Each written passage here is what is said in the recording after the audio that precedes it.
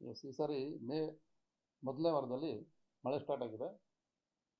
ಈ ಆಸ್ ಯೂಶುವಲು ನಮ್ಮ ಪ್ರತಿ ವರ್ಷ ಮಳೆ ಸ್ಟಾರ್ಟ್ ಆದಾಗ ಮಳೆ ಬರೋದು ವಿತ್ ಬಿರುಗಾಳಿ ಜೊತೆ ಬರ್ತದೆ. ಬಿರುಗಾಳಿ ಬಂದಾಗ ಏನಾಗ್ತದೆ, ಕೆಲವು ರೂಟ್ಸ್ ಎಲ್ಲ ವೀಕ್ ಇರ್ತಕ್ಕಂಥ ಮರಗಳು ಅಪ್ರೂಟ್ ಆದಾಗ ನಮ್ಮ ಕಂಬಗಳು, ಟ್ರಾನ್ಸ್ಫಾರ್ಮರ್ಗಳು ಮತ್ತು ಡಿ ಪಿ ಸ್ಟ್ರಕ್ಚರ್ಗಳು ಹಾನಿಗಳು ಆಗ್ತವೆ. ಅದೇ ಥರ ಈ ಸಾರಿ ಈ ವರ್ಷದಲ್ಲಿ ಇದುವರೆಗೂ ನಮ್ಮ ಫುಲ್ 4 ಡಿಸ್ಟ್ರಿಕ್ಟಲ್ಲಿ 3009 ಕಂಬಗಳು ಡ್ಯಾಮೇಜ್ ಆಗಿವೆ, 475 ಟ್ರಾನ್ಸ್ಫಾರ್ಮರ್ಸು ಡ್ಯಾಮೇಜ್ ಆಗಿದೆ, ಮತ್ತು 190 ಡಿ ಪಿ ಸ್ಟ್ರಕ್ಚರ್ ಆಗಿದೆ. ಇದರ ಒಟ್ಟು ಮೊತ್ತ 9,19,00,000.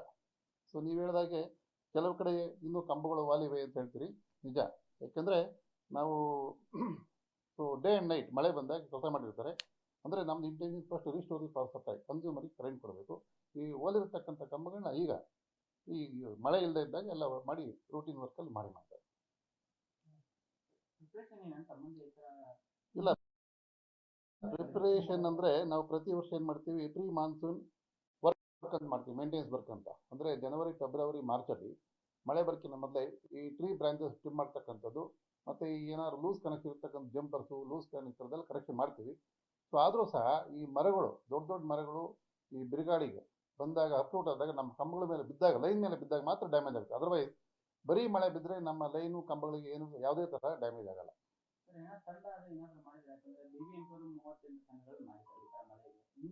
ನಮ್ಮಲ್ಲಿ ಪ್ರೀ ಮಾನ್ಸೂನ್ ಗ್ಯಾಂಗ್ ಅಂತ ಇಟ್ಕೊಂಡಿರ್ತೀವಿ.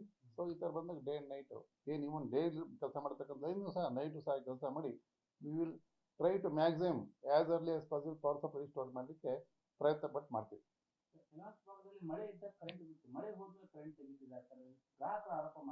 ಹೌದು, ಕರೆಂಟು ಮಳೆ ಬಂದಾಗ ಏನಾಗ್ತದೆ, ಎಲ್ಲ ಒಂದು ಫೀಸ್ ಇರುತ್ತೆ, ಒಂದು ಜಂಪ್ ಕಟ್ ಆಗಿರುತ್ತೆ. ಕೆಲವು ಗ್ರಾಹಕರಿಗೆ ಮಾತ್ರ ಕರೆಂಟ್ ಇರಲ್ಲ, ಅದನ್ನು ಅಟೆಂಡ್ ಮಾಡಬೇಕಾದ್ರೆ ಫೀಡರ್ ಆಫ್ ಮಾಡ್ಕೊಳ್ಬೇಕಾಗ್ತದೆ. ಆಫ್ ಮಾಡ್ಕೊಂಡಾಗ ಉಳಿದ ಗ್ರಾಹಕರು ಏನಿತ್ತು ಅವ್ರಿಗೂ ಸಹ ಹೋಗ್ತದೆ. ಇದು ಸರ್ವ ಸಾಮಾನ್ಯ.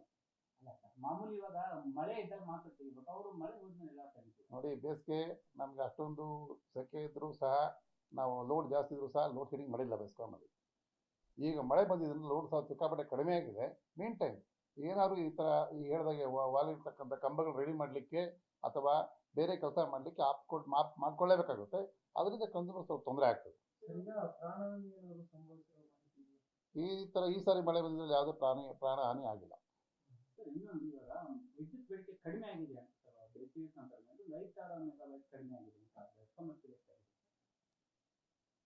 ಅಷ್ಟೇನು ಕೇಳ್ತೀವಿ, ಹೇಳಿದಾಗಲೇ ಪ್ರಿಪೇರ್ ಆಗಿ ಹೇಳಿದ್ರೆ ನಾನು ಪ್ರಿಪೇರ್ ಆಗ್ತೀನಿ. ಇಲ್ಲ ತಗೋತೀನಿ, ಇಲ್ಲ ಅಂದಾಜು ಅವೆಲ್ಲ ಹೇಳ್ಬೋದು, ಸುಮ್ಮನೆ ಹೇಳ್ಬಾರ್ದು.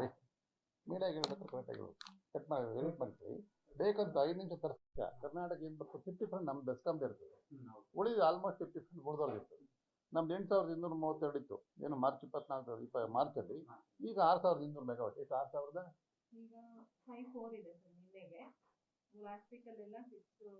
ಈಗ ಹೇಳ್ಬಿಡಿ, ಈಗ ಹೇಳಿ. 5,400 54 ಅಂದರೆ 5,500 ಅಂದ್ಕೊಂಡ್ಬಿಡ್ತೀವಿ.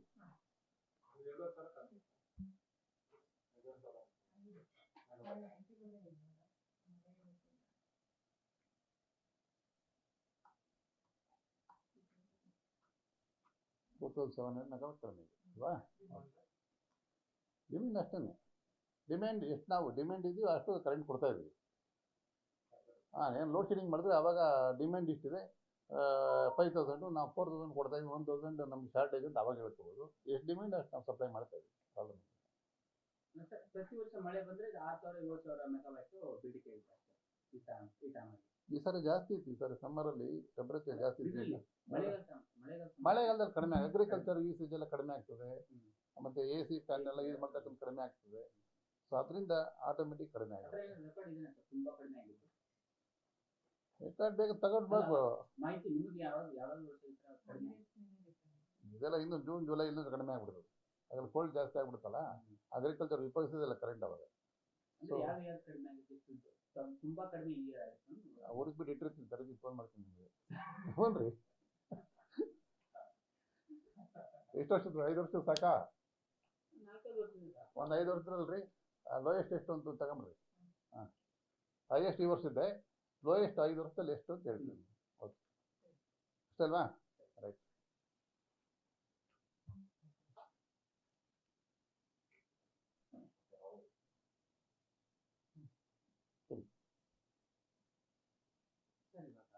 ವಿದ್ಯುತ್ ಬೇಡಿಕೆ ಎಷ್ಟಿದೆ ಸರ್ ಪ್ರೆಸೆಂಟ್? ಮುಂಚೆ ಎಷ್ಟಿತ್ತು ಇದೇ ವರ್ಷ? 2024 ಇದೇ ವರ್ಷ ಮಾರ್ಚಲ್ಲಿ 8232 ಮೆಗಾವ್ಯಾಟ್ ಇತ್ತು. ಈಗ ಮಳೆ ಆದಮೇಲೆ 5500 ಮೆಗಾವ್ಯಾಟ್, ಅಂದರೆ 2700 ಮೆಗಾವ್ಯಾಟು ಲೋಡು ಕಡಿಮೆ ಆಗಿದೆ. ಏಕೆಂದರೆ ಅಗ್ರಿಕಲ್ಚರ್ ಯೂಸಸ್ ಕಡಿಮೆ ಆಗಿದೆ, ಮತ್ತು ಇಂಡಸ್ಟ್ರೀಸು ಡೊಮೆಸ್ಟಿಕ್ ಏನು ಫ್ಯಾನು ಮತ್ತು ಎ ಸಿ ಯೂಸ್ ಮಾಡ್ತಾಯಿದ್ರು ಅದೆಲ್ಲ ಕಡಿಮೆ ಆಗಿರೋದ್ರಿಂದ ಅಷ್ಟು ನಮಗೆ ಬೇಡಿಕೆ ಕಡಿಮೆ ಆಗಿದೆ. ಮುಂದೆ ಇನ್ನೂ ಹೆಚ್ಚಿಗೆ ಆಗುತ್ತೆ, ಕಡಿಮೆ ಆಗುತ್ತೆ ಸರ್ ಇದು? ಖಂಡಿತ ಜೂನ್ ಜುಲೈಲಿ ಮಳೆ ಜಾಸ್ತಿ ಆದರೆ ಸೊ ಇನ್ನೂ ಕಡಿಮೆ ಆಗ್ತಕ್ಕಂಥ ಸಾಧ್ಯತೆ. ಸಾಧ್ಯತೆಗಳುಂಟು.